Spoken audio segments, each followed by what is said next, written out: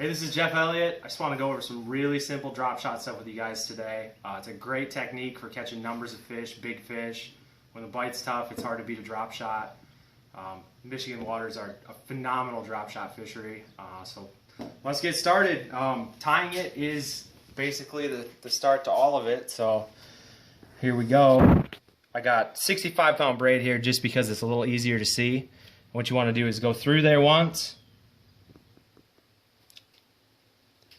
Go back through, which is a little tough with this thick line. Alright, so I'm through there. We're tying a Palomar knot here. So you want to leave a long tag end, depending on what your leader length is going to be. So then all you got to do is you take a loop around, you go through there, around your hook. And if you're using fluorocarbon, you want to make sure you wet this knot at this point. It doesn't matter with this braid, but if you don't wet it, you'll burn fluorocarbon. So there we go. And then to make sure your drop shot sets up perfect, you want your hook facing like that. So what I'll do is I'll take the opposite end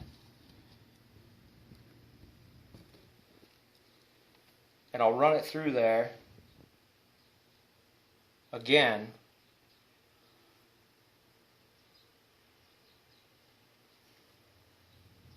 Just like that. And our hook is always going to point out just like that. So your bait's going to sit nice and horizontal right there. So I guess let's talk about some of the baits we like to use on drop shots. Here I got a few Nemesis baits out. 4 different kinds to drop shot. We'll start with my favorite, which is the sniper worm here. Sniper worm's great. Largemouth, smallmouth, it doesn't really matter. The beauty of this bait is it really catches both of them. If I'm in areas that I know both are swimming around, this is a extreme confidence bait to put on. It's also really good in warm water. One thing I always do with the drop shot is the warmer the water, the more slender, the longer the bait I throw.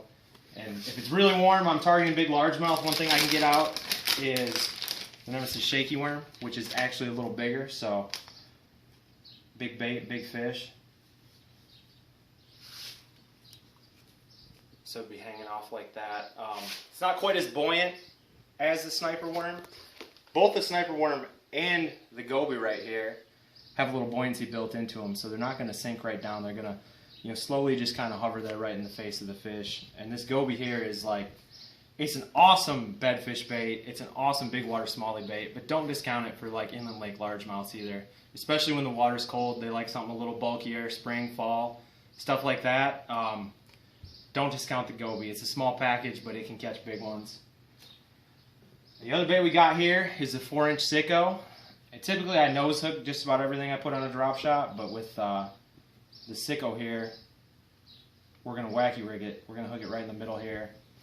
And it's going to sink pretty fast down there, so you're just going to jiggle it like that, and both its little ends are going to go all over the place and get them going.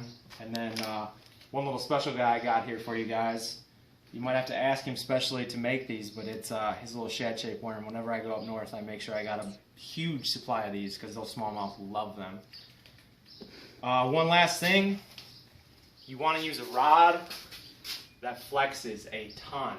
Okay, this is like a bluegill rod. It's a Dobbins DX701.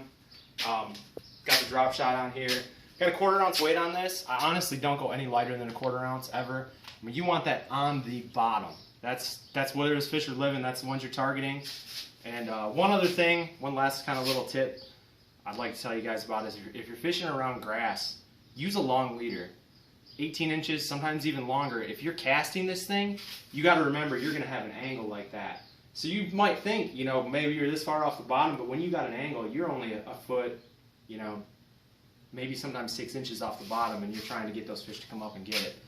So that's about all I got for really basic drop shot stuff.